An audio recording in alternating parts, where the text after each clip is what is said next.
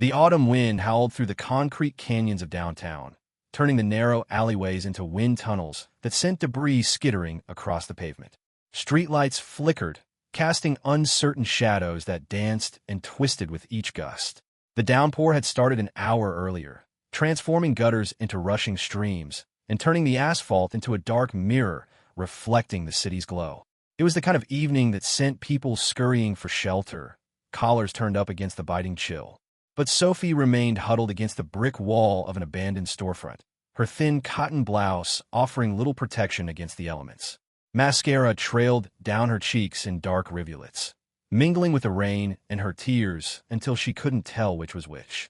Her arms wrapped tightly around herself, both for warmth and comfort. 3 young men lurked nearby, their hooded silhouettes moving like predators sizing up wounded prey. They circled closer, emboldened by the empty street and the storm that masked their voices. "Hey, beautiful," one called out, his tone deceptively friendly. "Need some company tonight?" Another one snickered, stepping closer. "Pretty thing like you shouldn't be alone in this weather. We could help warm you up." Sophie pressed herself harder against the wall. "Please just leave me alone," she whispered, her voice nearly lost in the wind. "Oh, she talks." The third one moved closer, boxing her in. "Come on, just a little fun on a dreary night." Headlights suddenly cut through the darkness, bright beams slicing through the rain like searchlights. A blue sedan screeched to a halt at the curb, water splashing in all directions. The driver's door flew open. Marco emerged, tall and lean, instantly soaked but undeterred. His face hardened as he took in the scene, positioning himself between Sophie and the trio of harassers. "Back away from her," he commanded, his voice low but carrying a dangerous edge. "Now," the ringleader smirked. "Look at this, guys. A hero in a rusty chariot." Marco didn't blink. "You've got exactly 3 seconds." Something in his unwavering stance, the squared shoulders, the clenched jaw, the absolute certainty in his eyes, made the 3 men reconsider. They exchanged glances, muttered obscenities, and slowly retreated into the shadows of the alley. When they disappeared around the corner, Marco turned to Sophie, his expression immediately softening. "Are you hurt?" he asked gently. She shook her head, though her violent shivering betrayed her condition. Her lips had taken on a bluish tinge, her fingers stiff with cold. "Let's get you somewhere dry," Marco said, retrieving an umbrella from his car. He sheltered her as he guided her to the passenger door, his hand steady but respectful at the small of her back. The interior of the sedan enveloped Sophie in unexpected warmth. The heater hummed steadily, pushing back the chill that had seeped into her bones. She sank into the seat, silent tears still falling as she watched raindrops race down the window. Marco slid behind the wheel and glanced at her in the rearview mirror. "Where can I take you?" I don't have anywhere," she murmured. "And I can't pay for a ride.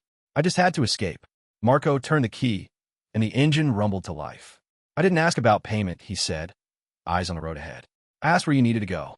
Sophie remained quiet as they pulled away from the curb. The rhythmic sweep of the wipers provided a soothing backdrop to her thoughts. Finally, she spoke in a voice barely audible above the storm. "Just somewhere quiet. Somewhere I can breathe without being found." Marco nodded. "I know exactly the place."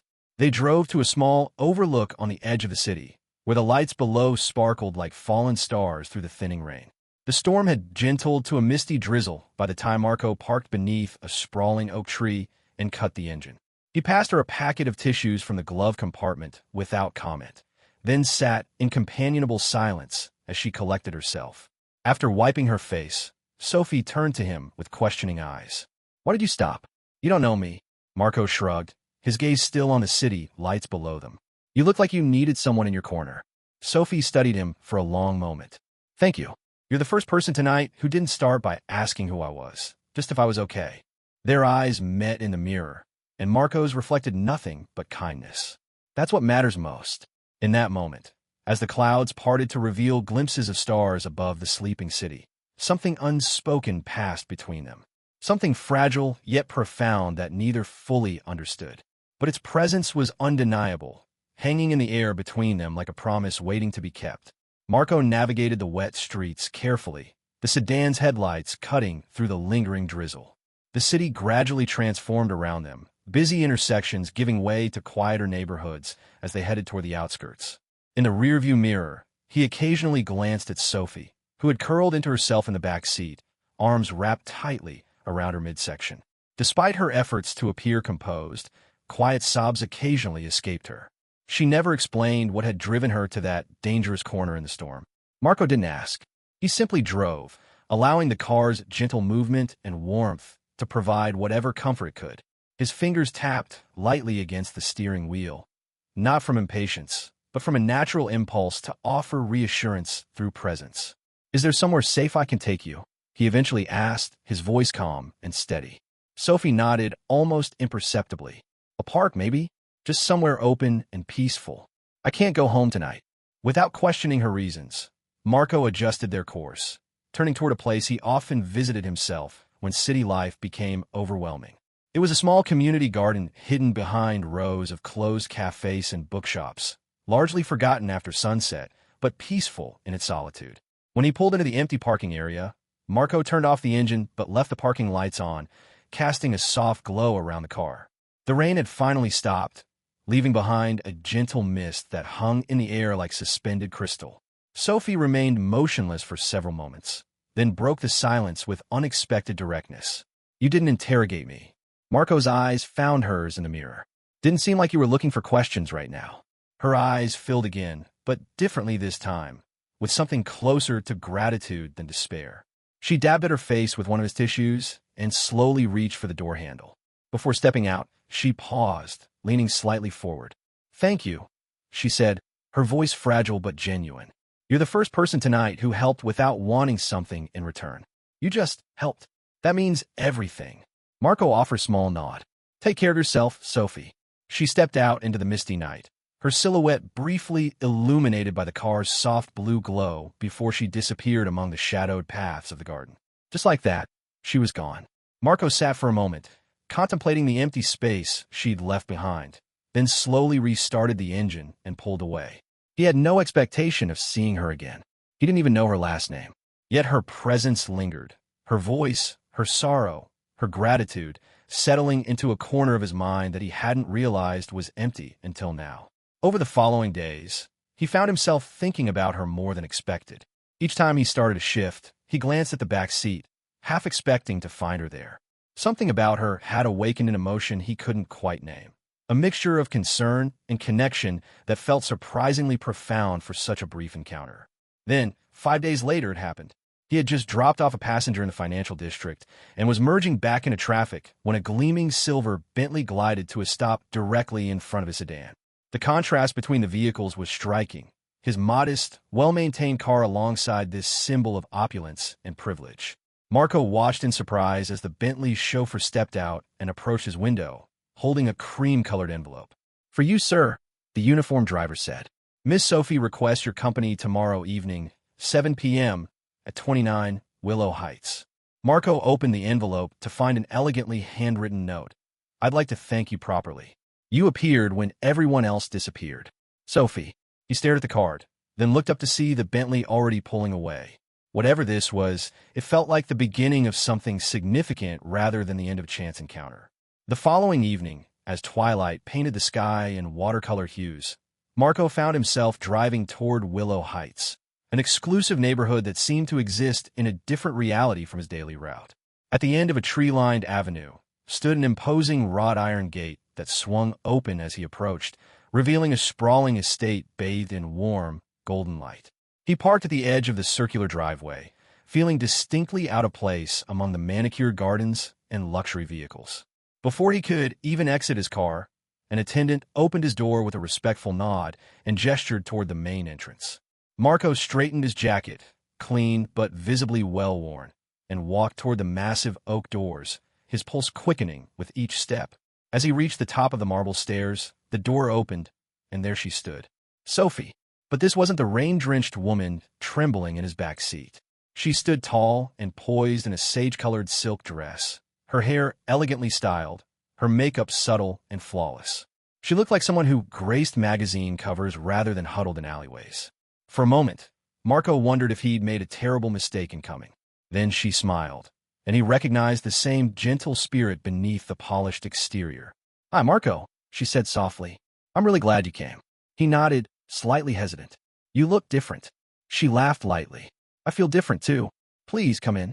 He followed her through a grand foyer, past artwork and antiques that probably cost more than he earned a year. Yet despite the opulence, they ended up in a surprisingly intimate dining room where a table for two had been set near a bay window overlooking illuminated gardens. Candles flickered between them, casting a warm glow over the meal already served. Roast chicken, seasonal vegetables, and freshly baked bread. Marco glanced at the elegant setting, then back at her. I wasn't expecting all this. Sophie poured water into 2 crystal glasses and sat across from him. I wasn't expecting you either, she replied thoughtfully. But I'm so grateful you're here. She took a deep breath, her gaze briefly drifting to the window before returning to meet his. There's something I should explain. Marco waited patiently. My full name is Sophie Thornwood. I'm the daughter of Edward Thornwood, founder of Thornwood Industries. You've probably seen her name on buildings downtown. Marco's eyes widened slightly. You that Thornwood? She nodded, a hint of resignation in her expression. The night you found me, I was supposed to be at my engagement announcement. An arranged one. My father was essentially trading me to secure a merger with a rival company. It was all about assets, markets, and maintaining appearances. Her voice grew tighter. But the man is corrupt, manipulative. I refuse to be another acquisition in his portfolio dressed up as a marriage. Marco leaned forward slightly, his expression thoughtful. So you escaped. I fled, she confirmed. Into the rain with no phone, no driver, just me and my smudged makeup. Marco couldn't suppress a small smile. You picked quite a night for a rebellion. Sophie returned his smile, something lightening in her expression. And I might have kept running if you hadn't stopped. You didn't know my name, didn't ask for anything in return. You just saw me. Marco looked down, suddenly uncomfortable with her earnest gaze. You seem like someone who needed space to breathe. I did. You gave me that and more. She reached beneath the table and placed a small envelope between them. That's why I wanted to thank you properly. Marco glanced at it, then shook his head gently. If that's money, I can't accept it. It's not charity, she quickly clarified. It's gratitude. I didn't help you expecting anything in return, he said firmly. It just felt like the right thing to do. Sophie studied him for a long moment, then slowly withdrew the envelope. You truly are different. Marco shrugged slightly. I'm just myself. She smiled again, more genuinely this time. Then let's enjoy dinner as just 2 people. Not a Thornwood, not a driver, just us. For the first time since arriving, Marco felt himself truly relax. He picked up his fork, and as they shared stories over their meal, laughter gradually replaced formality. The vast distance between their worlds seemed, at least for this evening, to diminish into insignificance. In the days that followed, Sophie reached out to Marco again, not with formal invitations or private chauffeurs, but with a simple text. Need some freedom today. Just me, just the open road. That was how it began. Marco became her unofficial escape artist. Whenever the pressure of her privileged world became too suffocating, she'd message him, and he'd arrive in his trusty blue sedan, ready to take her anywhere that felt distant from expectations and obligations. There was no schedule, no destination, just 2 people carving spaces where they could be authentic together. Their first adventure took them to a hole-in-the-wall taqueria tucked behind a laundromat. They ate street tacos while sitting on a bench in a pocket park, paper napkins dancing in a breeze, laughing at how Sophie couldn't recall the last time she'd eaten without silverware. Another afternoon, she convinced Marco to rent kayaks at a lakeside shop. They paddled across the still water, Sophie shrieking with delight when a curious duck approached too closely. She wore denim shorts and a faded t-shirt, her hair pulled back in a simple ponytail. No designer labels, no calculated image, just her. Authentic and free. They invented games together. One favorite was inventing backstories for strangers they passed. That woman is definitely a night shift ER doctor, Sophie would declare. See how she scans the crowd? Always looking for the next emergency. Marco would point to another passerby. And him? Secret jazz musician. Corporate by day, saxophone by night. Look at how his fingers tap rhythms when he walks. As time passed, the walls between them gradually dissolved. Sophie revealed the loneliness of growing up in a mansion filled with staff, but empty of connection, the constant pressure to embody perfection, and the years of having her identity carefully curated by others. Marco listened without judgment.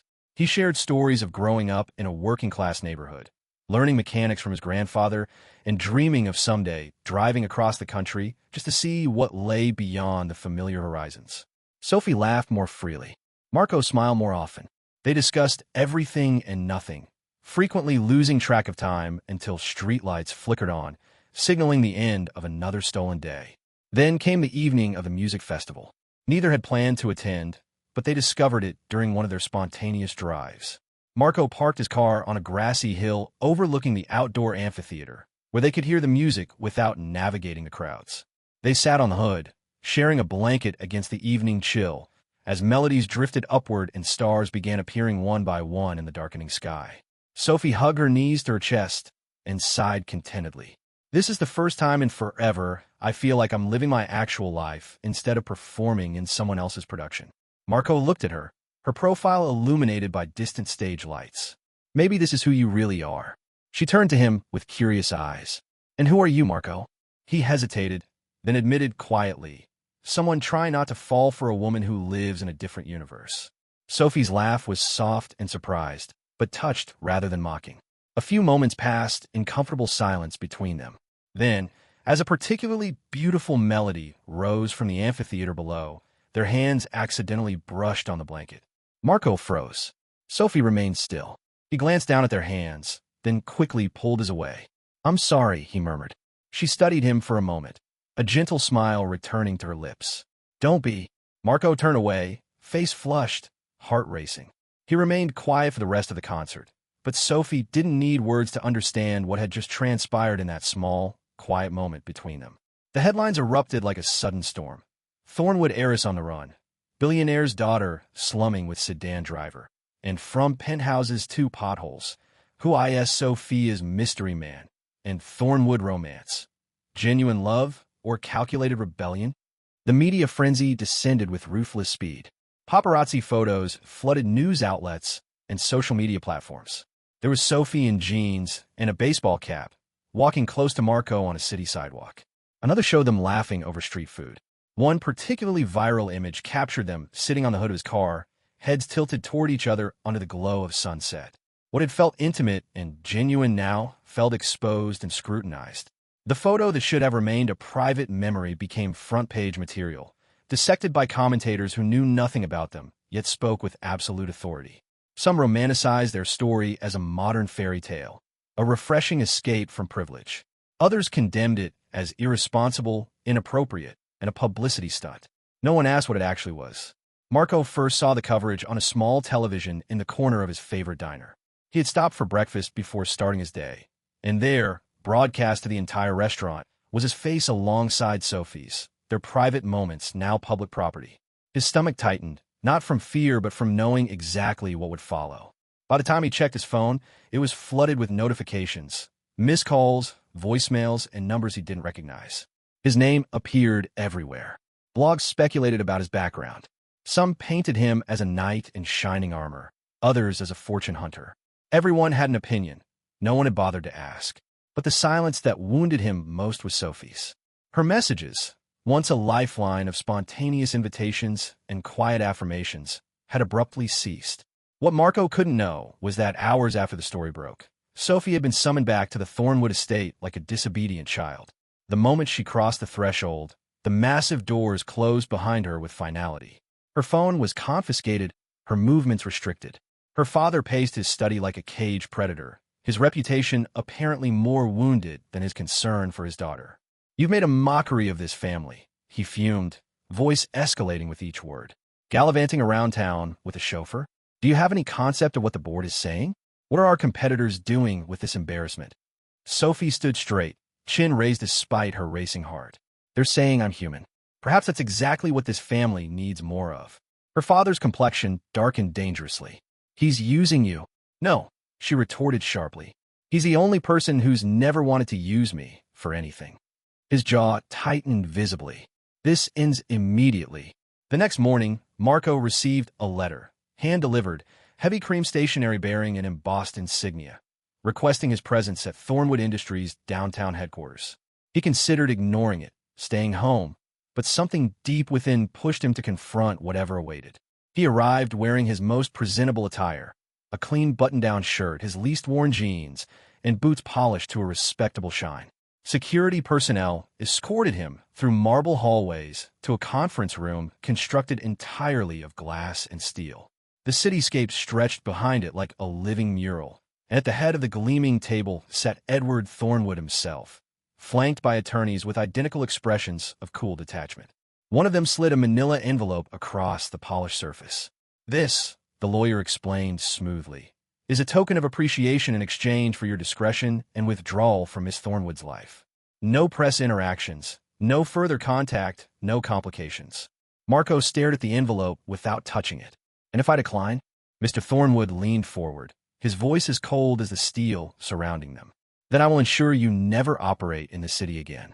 Licenses, permits, reputation, gone with one phone call." Marco finally reached for the envelope, not to open it, but to slide it gently back across the table. "I didn't help your daughter because I thought it would benefit me," he said, his voice calm but resolute. "I helped her because she looked like she was drowning, and I know how that feels. I had no idea who she was. I didn't care." Thornwood's nostrils flared with barely contained anger. "You believe you could possibly belong in her world?" "I don't need to belong to her world," Marco replied, standing slowly. "I just need to be worthy of her trust, and that's not something you get to determine." He turned toward the door, pausing only briefly. "You can purchase silence, but you can't buy integrity, and you certainly can't destroy it with a check." He walked out, leaving the envelope untouched on the table. That night, Marco climbed the fire escape to the roof of his apartment building.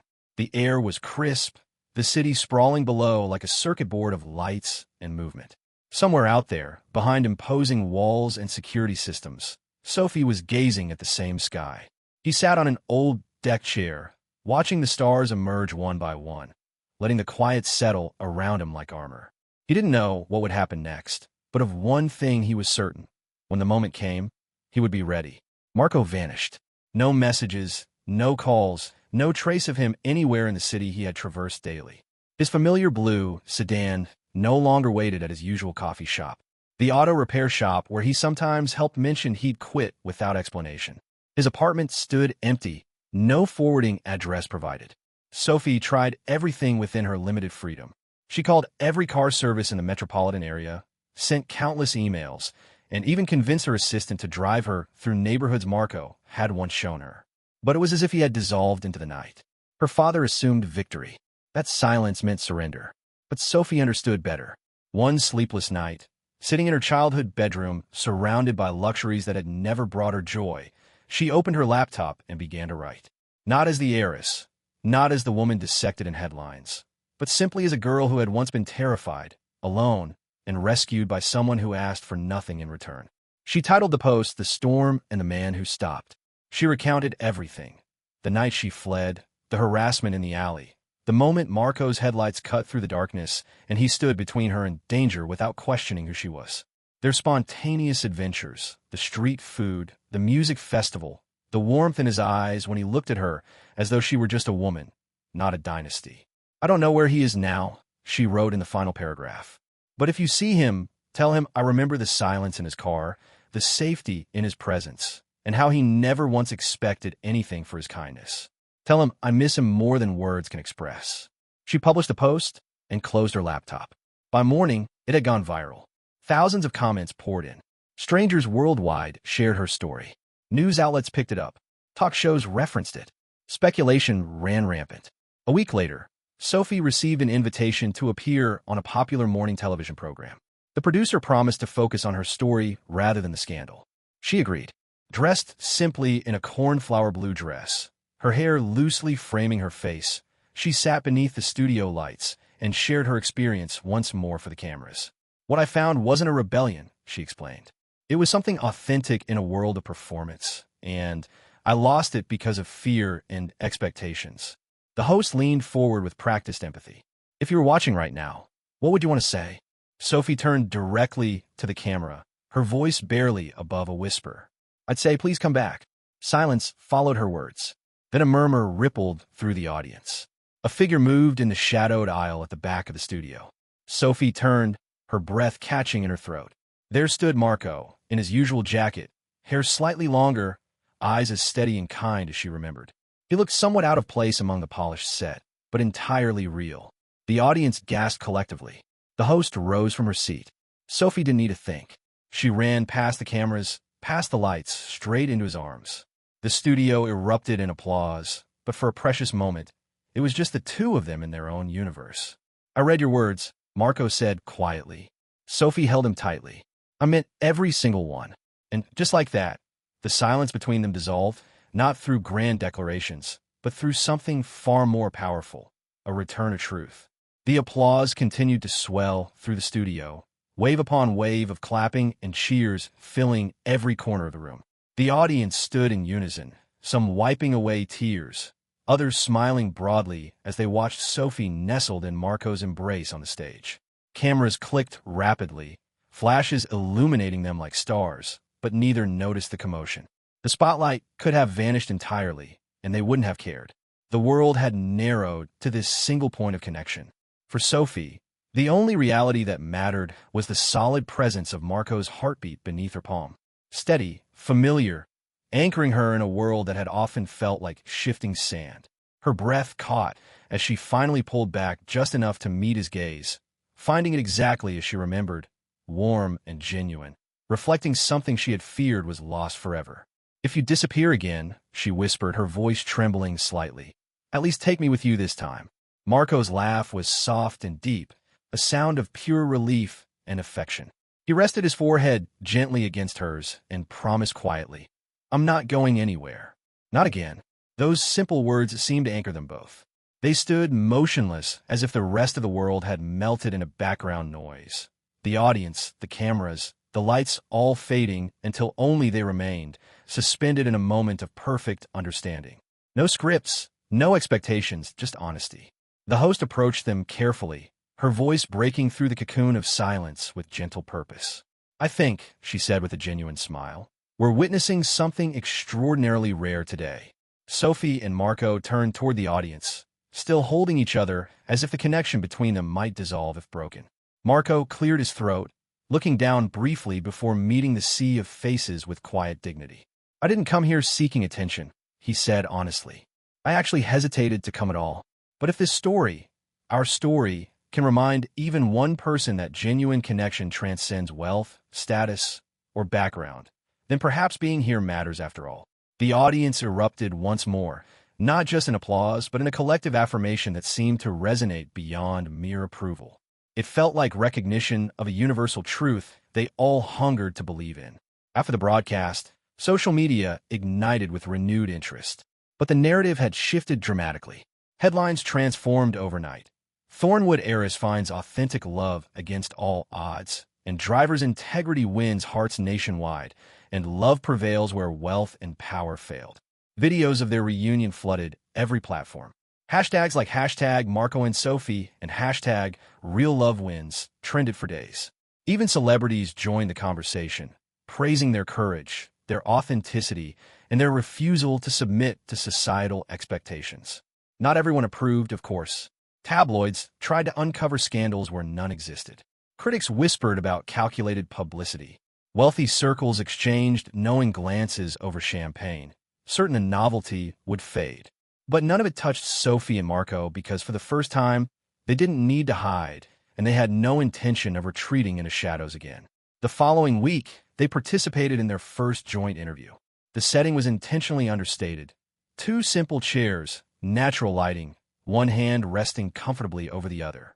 They discussed the rainy night that brought them together, the fear, the silence in the car, the way Marco had never once asked who she was or what she could offer him. "He didn't rescue me because of my surname," Sophie explained, looking directly into the camera. "He helped because he saw someone in distress and chose compassion. That's the man I love." Marco, quieter but equally present, nodded in agreement, his fingers still intertwined with hers. "I never believed I deserve a place in her world. But she never asked me to be anything except exactly who I am. That's what love does. It makes you believe you belong exactly as you are."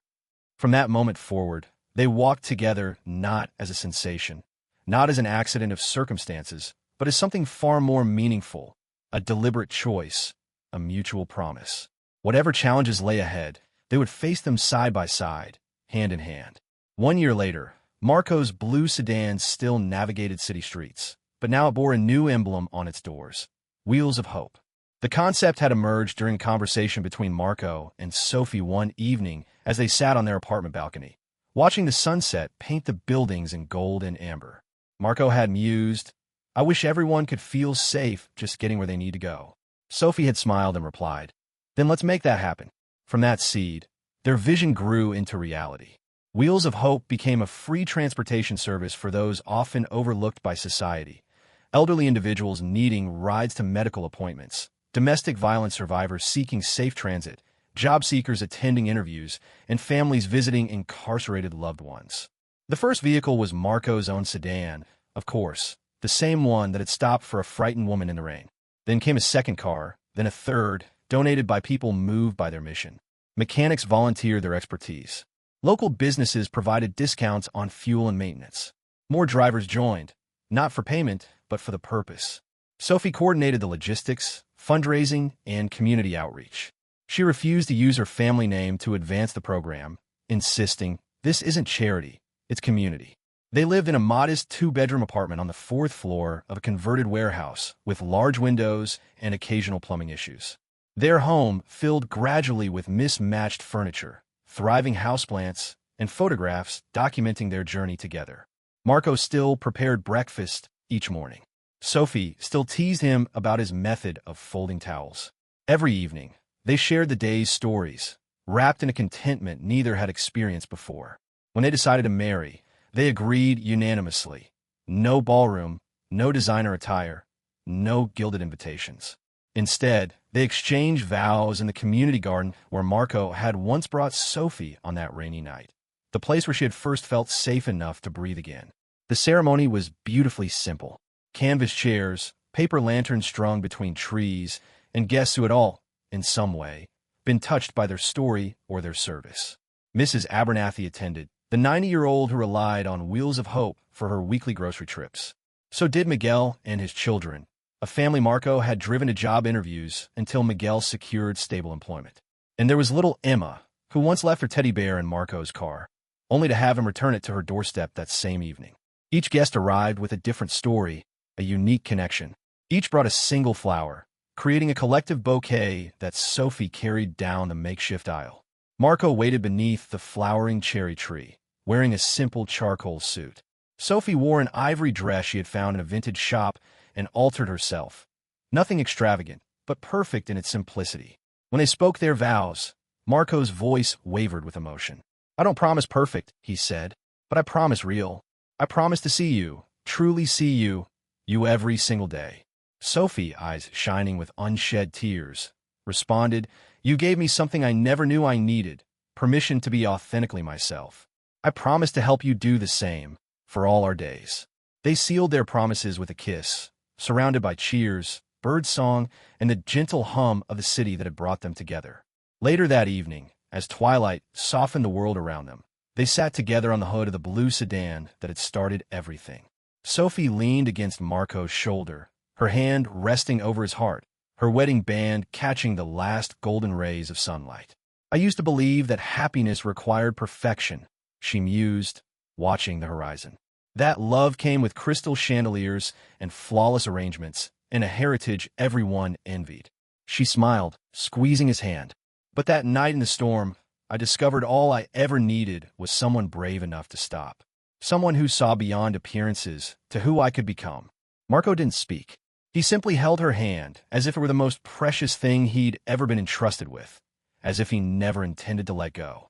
And so from one stormy night and a simple act of compassion, an extraordinary love story unfolded. Not through grand gestures or perfect circumstances, but through quiet kindness, shared vulnerability, and the courage of two hearts choosing each other despite every obstacle.